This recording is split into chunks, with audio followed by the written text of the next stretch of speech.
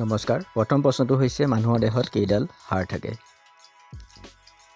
ইয়াৰ ভিতৰত শুদ্ধ উত্তৰটো হৈছে 206ডাল হাড় থাকে। 2 নম্বৰ প্ৰশ্ন, তলত দিয়া কোনবিধৰ কেলৰিমান সৰ্বাধিক? ইয়াৰ ভিতৰত শুদ্ধ উত্তৰটো হৈছে কাৰ্বহাইড্ৰেট। 3 নম্বৰ প্ৰশ্ন, উৎসেচকে কি কামত সহায় কৰে? ইয়াত 4টা অপশ্যন দিয়া আছে আৰু ইয়াৰ ভিতৰত শুদ্ধ উত্তৰটো হৈছে খাদ্যবস্তুৰ পাচন।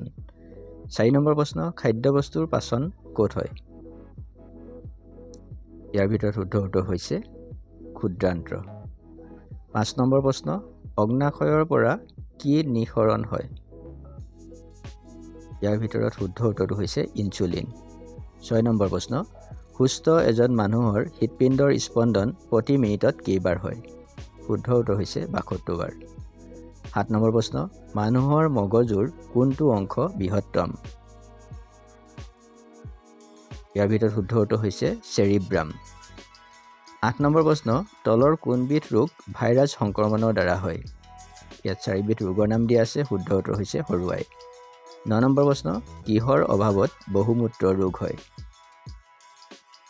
ইয়াৰ ভিতৰত শুদ্ধ উত্তৰটো হৈছে ইনচুলিনৰ অভাৱত। 10 নম্বৰ প্ৰশ্ন, তলৰ কোন অংগত ব্ৰংকাইটিছ ৰোগ হয়? শুদ্ধ উত্তৰটো হৈছে হাওঁফাওঁ। 11 নম্বৰ প্ৰশ্ন, কি অংগত মেলেৰিয়া ৰোগে ক্ৰিয়া কৰে? ইয়াৰ ভিতৰত শুদ্ধ উত্তৰ হৈছে প্লীহা।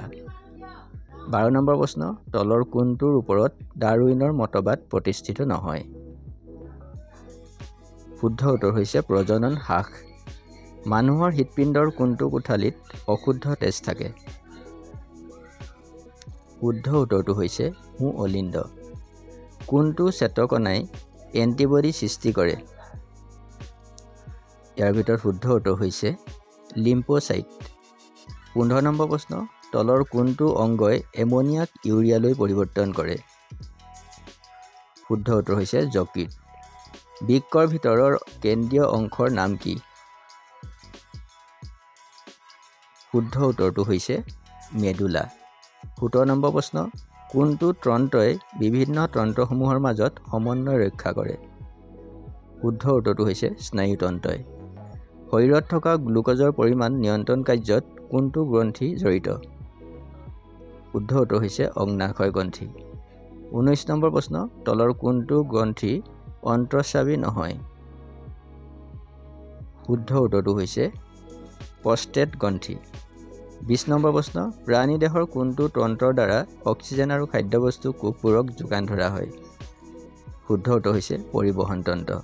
আজি প্ৰশ্ন উত্তৰ ইমানেই আছিল। ভৱিষ্যতে এনেধৰণৰ প্ৰশ্ন উত্তৰ পাবলৈ আপোনালোকে চেনেলটো ছাবস্ক্ৰাইব কৰিব, লাইক কৰিব। ধন্যবাদ।